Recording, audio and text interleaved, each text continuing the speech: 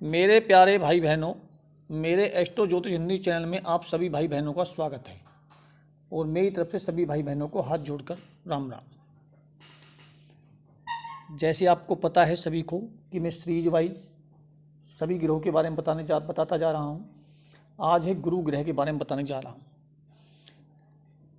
अब जिन भाई बहनों को कुंडली के बारे में जानकारी है या कुंडली देख सकते हैं, तो वो कैसे पहचानें कि गुरु आपका बली है या कमज़ोर है। यदि आपकी कुंडली में गुरु तीसरे भाव में बैठ जाए, छठे भाव में बैठ जाए,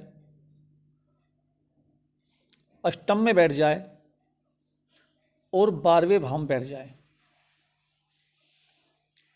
तो यहाँ पर सबसे ज़्यादा कमज़ोर हो जाता है। सबसे ज़्यादा कमज़ोर हो जाता है।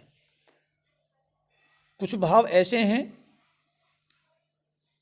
जिनमें अधिक मजबूत रहता है। जैसे दूसरे भाव में बैठ जाए, पंचम में बैठ जाए, नवम में बैठ जाए और एकादश भाव में बैठ जाए। ये चार भाव ऐसे हैं जिनमें ये अधिक बली हो जाता है, क्योंकि 2, 5, 9, 11 इन भावों के ये कारक भी हैं। इसलिए इन भावों में बैठने पर ये बहुत अधिक बली हो जाते हैं। इनको अपने कारकत्व का बल प्राप्त हो जाता है। परंतु दूसरे भाव में, 5वें भाव में और सप्तम भाव में यदि अकेले गुरु बैठ जाएं, इनके साथ कोई भी ग्रह ना हो, तो ये उन भाव की थोड़ी हानि भी करते हैं। तो इसलिए गुरु दूसरे, 5वें, नवम और 11वें भाव में अधिक बली पाए जाते हैं। अब जैसे मान लिया आप क्या होगी कि पहले भाव में, चतुर्थ भाव में, सप्तम भाव में, दसम भाव में ये केंद्र भी है, तो इनमें क्यों कम बली होते हैं? बली तो होते हैं इनमें भी, लेकिन 2, 5, 9, 11 से कम बली होते हैं। क्योंकि 2, 5, 9, 11 जो भाव हैं, इनमें गुरु का कारक प्राप्त होता है। ये गुरु के कारक, इन्हीं भाव के गुरु कारक हैं। तो इसमें बैठने पर ये अधिक बली हो जाते हैं, यानी कि इनको कारक प्राप्त हो जाता है। तो ये तो मैंने बताया जिन भाई बहनों को कुंडली देखनी आती है कि वो कैसे पहचाने कि गुरु। एक चीज़ बता देता हूँ आपको। हाँ, यदि गुरु शत्रु राशि में बैठ जाएं, राहु के साथ बैठ जाएं, केतु के साथ बैठ जाएं, शनि के साथ बैठ जाएं, शनि की दृष्टि में आ जाएं, राहु केतु की दृष्टि में आ जाएं, या पापकर्तृ योग में आ जाएं, या पापकर्तृ दृष्टि में आ जाएं, तो गुरु जब भी कमज़ोर हो जाते हैं। इतना यानी कि अपना जो फल है उनका वो नहीं दे पाते, पूर्ण रूपेण फल नहीं दे पाते। अब जो है, जिन भाई बहनों को अपनी कुंडली का नहीं पता, देखने नहीं आती, अब वो कैसे पहचाने कि आपका गुरु बली है या कमज़ोर है? तो जब भी आपका गुरु कुंडली में कमज़ोर होगा, तो आप कि जो सिर पे बाल होते हैं, जो सिर पे बीच की चोटी होती है, यहाँ से आपके बाल उड़ने लग जाएंगे। यहाँ बालों की मात्रा बहुत कम हो जाएगी। इसका मानिए कि आपके गुरु कमज़ोर हैं।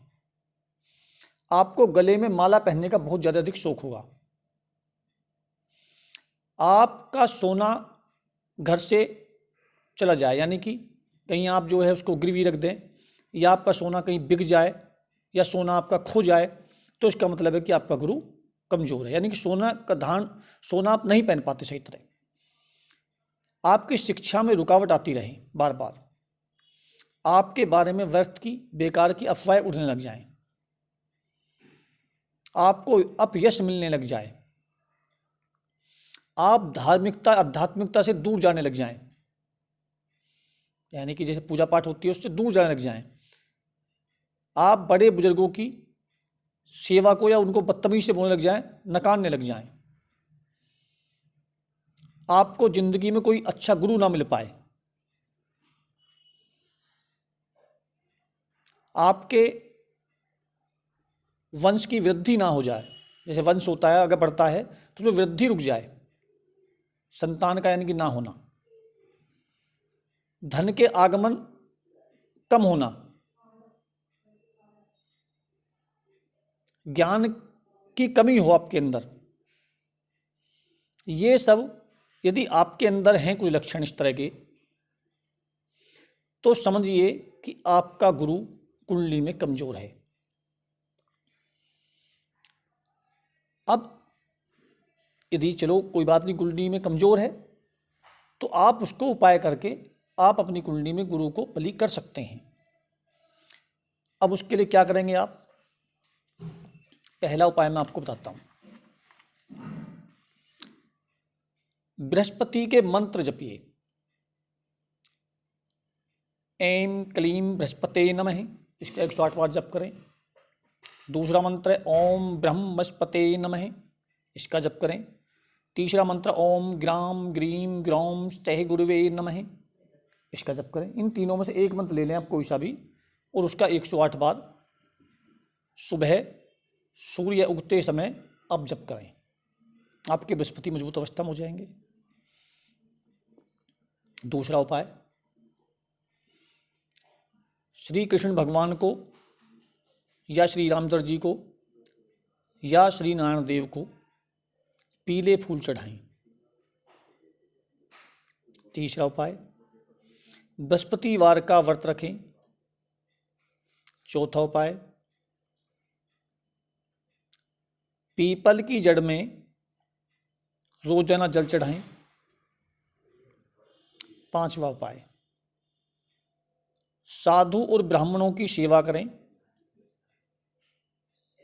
नेक्स्ट उपाय, ब्रह्मा जी की उपासना करें। इससे आगे उपाय, हरिवंश पुराण या हरि पूजन का पाठ करें। इससे आगे उपाय,